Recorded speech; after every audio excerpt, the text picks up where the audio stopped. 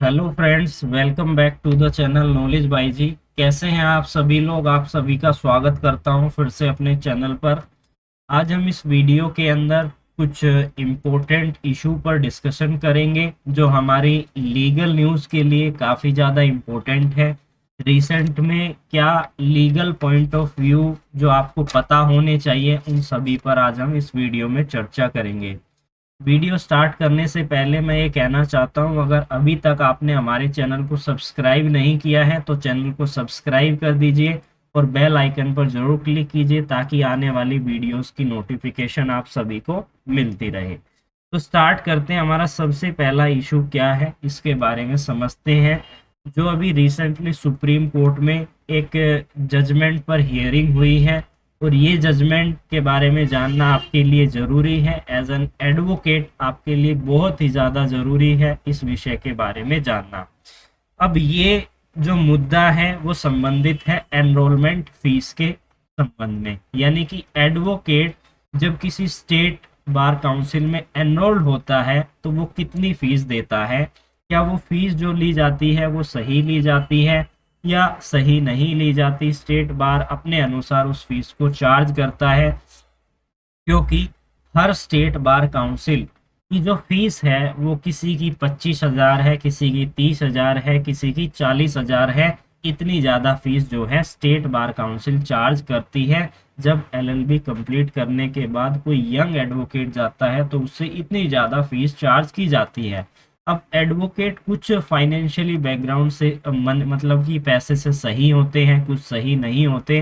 तो क्या जिनके पास पैसा कम है तो क्या वो एडवोकेसी नहीं कर सकते हैं, ये भी क्वेश्चन जो है दिमाग में आता है।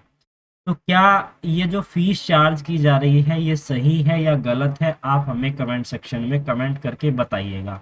दूसरा क्वेश्चन क्या कह रहा है कि इस केस का क्या नाम है जो कि अभी सुप्रीम कोर्ट में हियरिंग हुई है, फीस से रिलेटेड जो चार्ज की जा रही है एडवोकेट से। और इसका नाम मैं यहाँ पर लिख देता हूँ, Gaurav Kumar versus Union of India. Writ petition 2023 में फाइल की गई थी। 352 2023 की पिटीशन है जिसपे अभी रिसेंटली 18 मार्च को सुप्रीम कोर्ट में हियरिंग हुई है। और सुप्रीम कोर्ट ने इस पर क्या कहा है, अगला क्वेश्चन हमारा यही है। सुप्रीम कोर्ट ने कहा है कि होली का फेस्टिवल नज़दीक आ रहा है, आप सभी को होली की शुभकामनाएं मेरी तरफ से। काफ़ी अच्छे से आप होली बनाइए, होली के त्योहार को एंजॉय कीजिए। अब होली का फेस्टिवल जैसे ही खत्म होगा उसके बाद इस केस की हेयरिंग जो है होगी और उसमें जो है सुप्रीम कोर्ट जो है इसके संबंध में जजमेंट प्रोनाउंस करेंगे। जब सुप्रीम कोर्ट ने बार काउंसिल ऑफ इंडिया से पूछा कि आप इतनी फीस क्यों चार्ज करते हो, तो उन्होंने रिप्लाई में यह कहा कि हम एडवोकेट को वेलफेयर स्कीम्स देते हैं जो उनके बेनिफिट के लिए हैं, इसलिए हम इतनी ज़्यादा फीस चार्ज करते हैं। तो इस मुद्दे पर सुप्रीम कोर्ट ने अच्छे से मतलब कि इस बात को उन सुप्रीम कोर्ट इस बात पर सहमत नहीं हुआ कि इसके लिए आप इतनी फीस थोड़ी चार्ज कर सकते हो, ये तो सही नहीं है। हमारा लॉ क्या कहता है, क्या लॉ कहता है कि आप इतनी फीस चार्ज करें? आप अपने अनुसार चार्ज कर रहे हैं, जबकि हर स्टेट अपने अनुसार अलग अलग फीस चार्ज कर रहा है। इसी तरीके की बहुत सी हाई कोर्ट के अंदर इस तरीके की पिटीशन चल रही थी जिन्हें कंबाइन करके अब सुप्रीम कोर्ट ने एक साथ क्लब कर लिया है और उस पर सुप्रीम कोर्ट अभी जो है आने वाले समय में इस पर जजमेंट प्रोनाउंस कर देगी। अभी रिसेंटली सुप्रीम कोर्ट ने क्या कहा है कि होली के फेस्टिवल के तुरंत बाद ही हम इस पर जजमेंट प्रोनाउंस करेंगे। अब इस पर कौन सा लॉ है, कौन सा एक्ट है जो हमें कहता है कि हमें कितनी फीस देनी चाहिए एनरोलमेंट के लिए, तो उसके लिए as a law student, as an advocate आपको पता होना चाहिए। Section number 24 subsection 1 clause F advocate act 1961 का हमें ये कहता है कि जो टोटल नंबर ऑफ फीस है वो 600 रुपये तो हम स्टेट बार काउंसिल को देंगे, स्टेट बार काउंसिल को हम देंगे, और 150 रुपये फीस जो है वो जाएगी बार काउंसिल ऑफ इंडिया को। तो टोटल नंबर ऑफ जो फीस है वो 700 रुपये जाएगी according to the section number 24 sub section 1 clause F. अब यहाँ पर ये जो 40,000 रुपये फीस ली जा रही है, 35,000, 38,000, 20,000, 25,000, ये इतनी चार्ज क्यों जा रही है, बहुत ही बड़ा मुद्दा है। देखते हैं इस पर अभी क्या जजमेंट आने वाली है, फिर हम इस विषय पर फिर से आपके समक्ष चर्चा करेंगे। बात करते हैं अगले इशू के बारे में, जो कि संबंधित है किस विषय पर, वुमेन के अरेस्ट के बारे में। अभी हाई कोर्ट ने रिसेंटली एक जजमेंट प्रोनाउंस की है जिस पर वुमेन अरेस्ट के बारे में कुछ इंपॉर्टेंट बातें निर्धारित की है, जो मैं अभी इस वीडियो में आपके साथ शेयर करूंगा। क्या लो क्या कहता है कि वुमेन का अरेस्ट किस तरीके से किया जाना चाहिए, लो हमारा क्या कहता है, कौन सी सेक्शन है ये आपको पता होनी चाहिए। सेक्शन में यहाँ पर मेंशन कर देता हूँ, सेक्शन नंबर 46 जो बात करती है कैसे अरेस्ट किया जाएगा। सेक्शन 46 के सब सेक्शन 4 में बताया गया है वुमेन को किस तरीके से अरेस्ट किया जाएगा, उसकी डिसेंसी को ध्यान में रखा जाएगा। जब किसी वुमेन को अरेस्ट किया जा रहा है तो जर्नल अगर नॉर्मली अरेस्ट किया जाना है, बिना किसी अर्जेंसी में अरेस्ट नहीं किया जाना है, तो वुमेन पुलिस ऑफिसर ही उसे अरेस्ट करेगी। सनराइज होने से पहले और सनसेट होने के बाद उसको जो है अरेस्ट नहीं किया जाएगा। लेकिन यहाँ पर यह भी कहा गया है कि मैन भी उसे अरेस्ट कर सकता है अगर सिचुएशन ऐसी है कि वो वुमेन आपकी कस्टडी से भाग जाएगी, निकल जाएगी, तो ऐसे में कोई मैन भी अरेस्ट कर सकता है। और सनसेट और सनराइज की जो बात की गई है कि सनराइज होने से पहले और सनसेट होने के बाद अगर आप अरेस्ट कर रहे हैं तो आपको एक नेसेसरी कंडीशन है जिसको आपको फॉलो करना होगा। आपको जुडिशियल मजिस्ट्रेट फर्स्ट क्लास से परमिशन लेनी होगी, रिटर्न में रिपोर्ट उनको भेजनी होगी कि हम उसे अरेस्ट कर रहे हैं। तो इस केस के अंदर भी जो अभी रिसेंटली हाई कोर्ट में केस चल रहा था, उस केस का नाम क्या है वो भी मैं आपको यहाँ पर मेंशन कर देता हूँ। उस केस का नाम क्या है मैं यहाँ पर मेंशन कर देता हूँ, S Salma versus the state.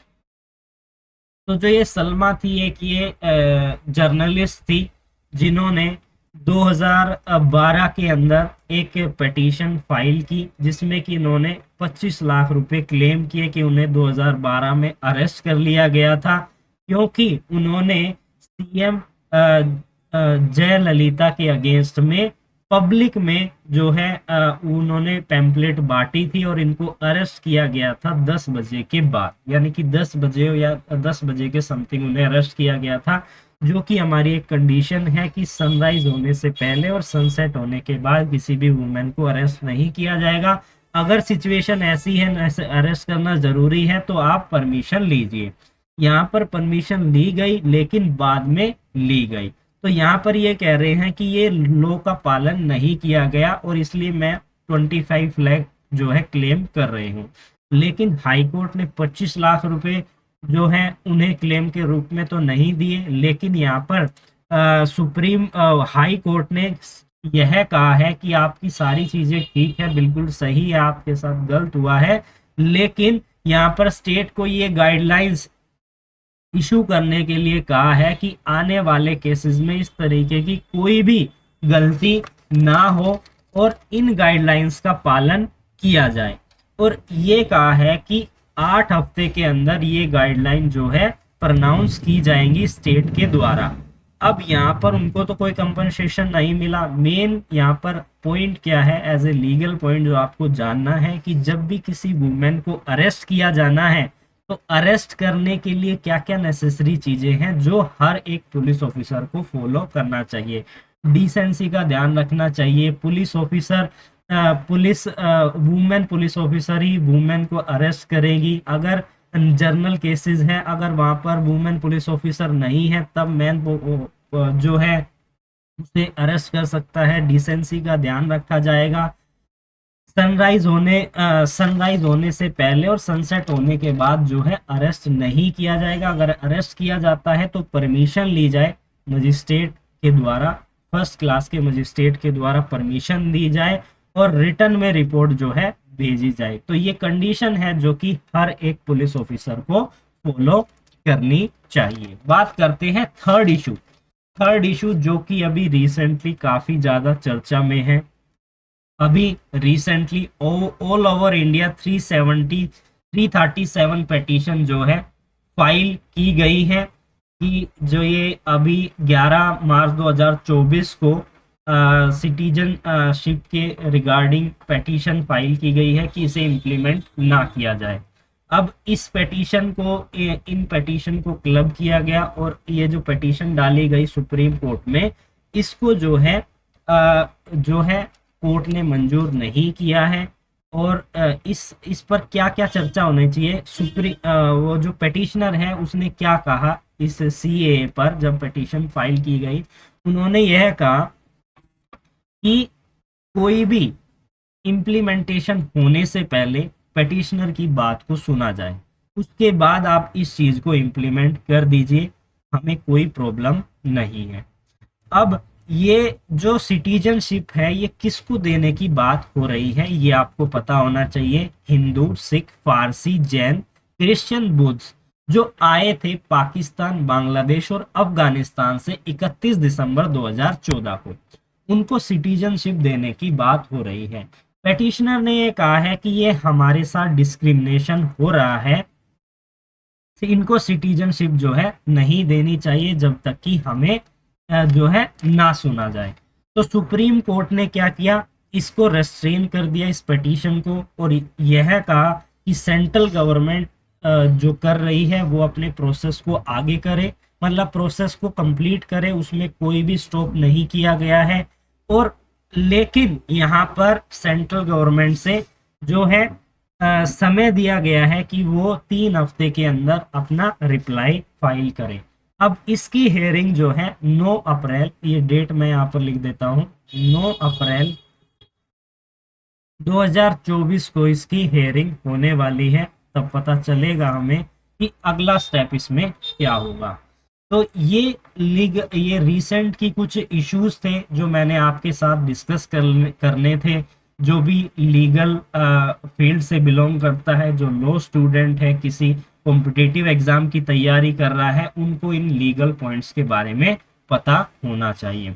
तो आई होप आपको ये वीडियो अच्छी लगी होगी। फिर मिलेंगे एक न्यू लेक्चर के साथ, तब तक के लिए जुड़े रहिए अमित कुमार नॉलेज बाई जी के साथ।